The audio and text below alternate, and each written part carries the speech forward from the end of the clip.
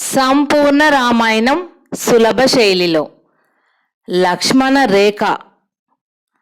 లక్ష్మణ, ఏదో ఘోరమైన ఆపద సమీపించనున్నట్లు నాకు అపశకునాలు కనిపిస్తున్నాయి.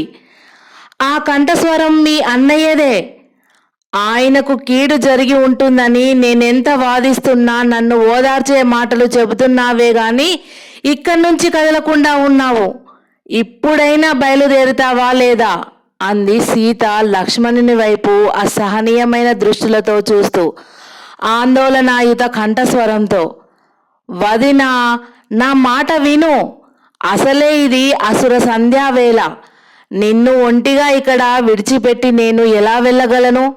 వెళ్ళవలసిన అవసరం కూడా లేదు. త్రిలోకైక ధనుర్ధారాగ్రేసరుడైన నా అన్నయ్యకు ఒక్క మృక్కిడి రాక్షసుడి వల్ల ఆపద కలగడం అసంభవం. నేను ముందుగానే చెప్పినట్లు ఆ బంగారు లేడిగా వచ్చిన వాడు తప్పకుండా ఓ దుష్ట రాక్షసుడై ఉంటాడు. మా అన్నయ్య ఆ దురాత్ముని వంచన తెలుసుకుని వానిని హతమార్చి ఉంటాడు. వాడు చనిపోతూ మతి భ్రమణం వల్లనో లేక ఇంకా ఏదో ప్రయోజనాన్ని ఆశించో ఈ విధంగా మనల్ని సంబోధిస్తూ ఆర్తనాదం చేసి ఉంటాడు. నువ్వు నిర్మల మనస్కవై నిశ్చింతగా ఉండు. కొంచెం సేపట్లోనే మనకు శుభం కలుగుతోంది అన్నాడు లక్ష్మణుడు వినయంతో. కానీ రామునికి ఏదైనా ఆపద కలిగిందేమోనన్న ఆందోళనతో సతమతమవుతోన్న సీత మనసు లక్ష్మణ్ణి వివేకవంతమైన వాగ్ధోరణిని సహించలేకపోయింది. అతిలోక పవిత్ర అని ముని పత్నుల చేత స్తుతింపబడిన ఆ భూపుత్రిలో ఆవేశం ఒక్కసారిగా పెల్లుబికింది. తనేం మాట్లాడుతున్నదన్నది తెలియని అపస్మారక చిత్తవృత్తి ఆ మహా ఇల్లాలిని కోపపరవశురాలిని చేసింది. లక్ష్మణుని తీవ్ర దృష్టిలతో చూస్తూ, లక్ష్మణ, నువ్వు నన్ను ఓదార్చడానికి ప్రయత్నించవద్దు. ఇప్పట్లో నా అనుమతి పాలించడం నీ బాధ్యత అని గుర్తించుకో అంది. లక్ష్మణుడు చెలించని దృఢ నిశ్చయంతో తల వంచుకొని, క్షమించు వదినా, నేను ఇక్కడ నియమింపబడినది కేవలం నీ రక్షణ కోసమే. నా అన్నయ్య శాసనాన్ని పాలించడం నాకెంత ఆనందదాయకమో నీ ఆజ్ఞను పాలించడం కూడా అంతే ఆనందదాయకం. కానీ ఇప్పట్లో ఆ శ్రీరామచంద్రుని శాసనాన్ని తప్ప మరే ఆజ్ఞను నేను శిరస వహించలేను. నేను ఇక్కడి నుంచి కదిలి ఒక్క అడుగు కూడా ముందుకు వేయలేను అన్నాడు లక్ష్మణుడు.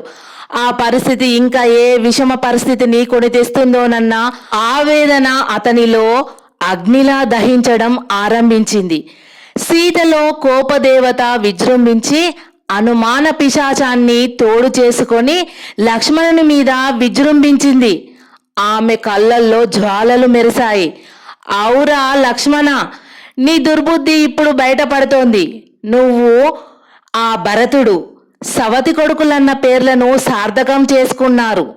అతడేమో రాజ్యం యుక్తిగా అపహరించి తన తల్లి మీద నెపం వేసి కపట భక్తిని కృత్రిమ వినయాన్ని ప్రదర్శించి వెళ్ళిపోయాడు. నువ్వేమో నా మీద వ్యామోహంతో మనసులో దుష్టవాంఛను నింపుకొని మా వెంట వచ్చావు అంటున్న సీత మాటలను వినలేక నిలువునా చలించిపోతూ లక్ష్మణుడు, అమ్మా అమ్మా వదిన అన్నాడు బాధగా. ఆపు నీ దూర్త వినయం, కృత్రిమ సంబోధనం. నువ్వు కోరేది నా భర్త కీడునే గాని మేలు కాదు. ఆ మహాపురుషునికి ఏదైనా సంభవిస్తే నేను అగ్నిలో ప్రవేశించి ఆత్మార్పణ చేసుకుంటానే గాని దుర్గుణమైన నీ కోరిక తీరుస్తానని కలలో కూడా అనుకోకు అంది సీత ఆవేశంతో నిలువెల్లా ఊగిపోతూ. ఆ మాటలు వినగానే లక్ష్మణుడు తల మీద పిడుగులు దొర్లినట్లు చెలించిపోతూ, శ్రీరామచంద్ర అని రెండు చేతులతో చెవులు మూసుకున్నాడు.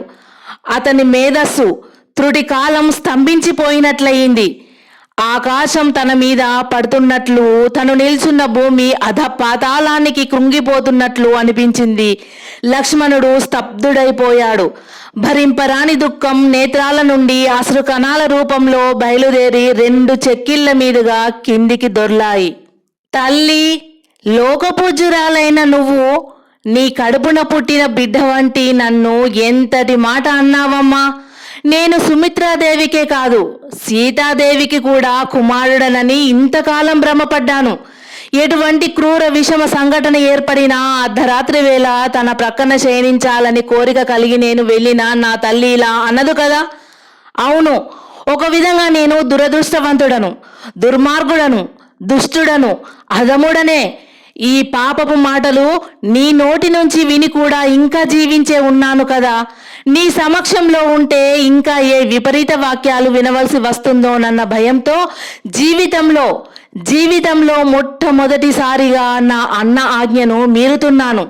తల్లి, కర్తవ్య పాలన నిమిత్తం మొండిగా ఇక్కడే నిల్చొని ఉంటే బాణాల కంటే తీవ్రమైన మర్మభేదకరములైన నీ మాటలు విని నేను గుండె ఆగి చనిపోవచ్చును. అప్పుడు నా అన్నయ్యను ఓదార్చేవారు ఈ ప్రపంచంలోనే ఎవరు ఉండరు. ఆ మహనీయునికి ఆ దుస్థితి ఏర్పడకుండా ఉండడం కోసమే ఆయన ఆజ్ఞను ఉల్లంఘిస్తున్నాను అని లక్ష్మణుడు అంబుల పొది నుండి ఓ బాణం కుడి చేతిలోనికి తీసుకున్నాడు. సీత తన తొందరపాటును అర్థం చేసుకుని పశ్చాత్తాపంతో లక్ష్మణుని వైపే చూడసాగింది. లక్ష్మణుడు వంచిన తలను ఎత్తకుండా సీత ముందు తన బాణంతో ఆ చివర నుంచి ఈ చివర వరకు 3 గీతలు గీచాడు. అమ్మా, నేను అన్నయ్యతో కలిసి తిరిగి వచ్చే వరకు నువ్వు ఎటువంటి పరిస్థితుల్లోనూ ఈ గీతలను దాటి రావద్దు.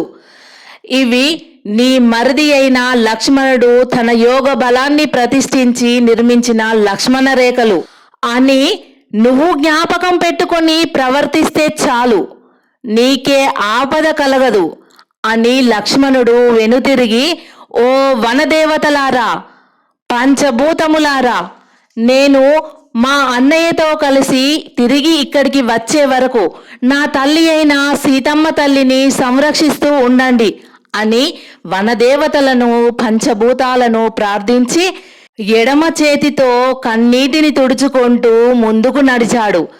మౌన గంభీరంగా పర్వతంలా ముందుకు సాగిపోతున్న లక్ష్మణుణ్ణి చూసి సీత మనసులో దుఃఖం కట్టలు తెంచుకుంది. కండ్ల వెంబడి అశ్రు బిందువులు ధారాపాతంగా కిందికి జారసాగాయి. నాయనా లక్ష్మణ, నిన్ను అనరాని మాటలు అన్నాను. సున్నితమైన నీ మనసును గాయపరిచాను. నా పాపానికి పరిహారంగా నువ్వు నీ అన్నయ్యతో కలిసి తిరిగి వచ్చిన తర్వాత నన్ను శిక్షించు లేదా క్షమించు. నువ్వు నాకు మరిదివి, కుమారుడవే కాదు తండ్రి, నా జనకుడైన జనక మహారాజువు కూడా. ఇంతకాలానికి నీలో నా తండ్రి లాలన, ఆత్మీయత, అధికారాలు కనిపించాయి అని సీత పైట కొంగుతో తడి కళ్ళను ఒత్తుకుంటూ దుఃఖిస్తూ లక్ష్మణుడు వెళ్తున్న వైపు చూడసాగింది. ఆకృతి వహించిన ధర్మంలా రూపుదాల్చిన పవిత్రంలా లక్ష్మణుడు ధనుర్బాణాలు చేతిలో ధరించి గంభీర గమనంతో నడుస్తూ కొద్దిసేపటికే సీత కనుచూపు మేర నుండి దూరమైపోయాడు. సీత అలా దుఃఖ వివశయై అలా ఎంతోసేపు నిల్చుండిపోయింది. సరిగ్గా అదే సమయంలో భవతి భిక్షాందేహి, భవతి భిక్షాందేహి అన్న మాటలు వినిపించగానే తల త్రిప్పి చూసింది సీత. పర్ణశాల ముఖద్వారం ముందు నిల్చొని జటాజూటదారి అయి కాషాయ వస్త్రాలు ధరించిన ఒక యతి భిక్షా పాత్రను చేతబట్టుకొని ఆమెకు కనిపించాడు. నిర్మానుష్యమైన ఈ అడవి ప్రాంతంలోకి ఆ యతి ఎక్కడి నుండి వచ్చాడోనని ఆలోచిస్తూనే సీత కళ్ళు తుడుచుకుంటూ పర్ణశాల లోపలికి వెళ్ళింది. ఆమె వెనకాలే యతి కూడా పర్ణశాల లోపలికి వెళ్ళబోయాడు. అతడు లక్ష్మణుడు గీచిన రేఖల మీద పాదం మోపబోగానే ఆ రేఖల నుండి జ్వాజ్వాలమానంగా తీవ్రమైన అగ్నిజ్వాలలు లేచి ఆ యతిని భయపెట్టసాగాయి. చటుక్కున 4 అడుగులు వెనక్కి వేసి ఆ యతి ఆ రేఖలనే చూస్తూ తల ఊగిస్తూ ఉండిపోయాడు. ఇంతలో సీత పండ్లు, కందమూలాలు ఉన్న ఓ బుట్టతో బయటకు వచ్చింది. ఆమెనే చూస్తూ యతి మరో 4 అడుగులు వెనక్కి నడిచాడు.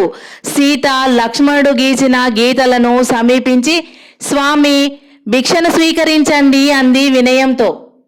నువ్వు అంత దూరంలో ఉంటే ఎలా భిక్షను స్వీకరించగలను? నా దగ్గరగా వచ్చి భిక్షను ప్రసాదించు అన్నాడు యతి. అయ్యా, నేను ఈ గీతలు దాటి రాకూడదు. ఇవి నా మరిది అనునయపూర్వకమైన ఆనతికి ప్రతిబింబాలు. దయచేసి తమరే ఇక్కడికి వచ్చి భిక్షను పరిగ్రహించండి అంది సీత.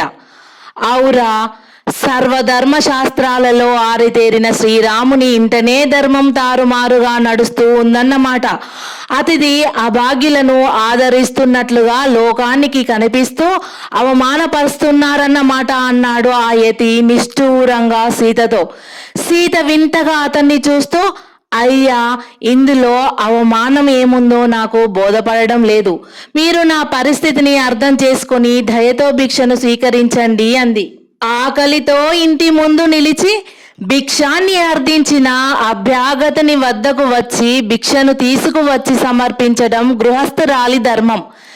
ఈ సామాన్యమైనటువంటి గృహిణి ధర్మాన్ని కూడా నువ్వు నిర్వర్తించలేని స్థితిలో ఉన్నప్పుడు నేను ఆకలితో మరణించనైనా మరణిస్తాను గాని ఉత్తమ భిక్షాటన పరుని నియమానికి విరుద్ధంగా నీ దగ్గరికే వచ్చి భిక్షను స్వీకరించలేను.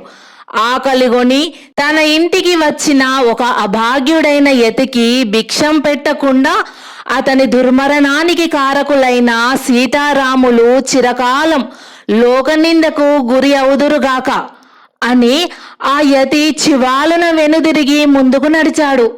సీత అతని మాటలకు నొచ్చుకుంటూ యతి హత్యా పాతకం తమకు చుట్టుకుంటుందేమోనన్న భయంతో, అయ్యా ఆగండి, ఇదిగో మీ దగ్గరకే వస్తున్నాను, భిక్షను స్వీకరించి వెలుదురుగాని అని లక్ష్మణుడు గీచిన యోగ బల తేజో సంపన్నములైన రేఖలను దాటి యతి దగ్గరకు నడిచింది.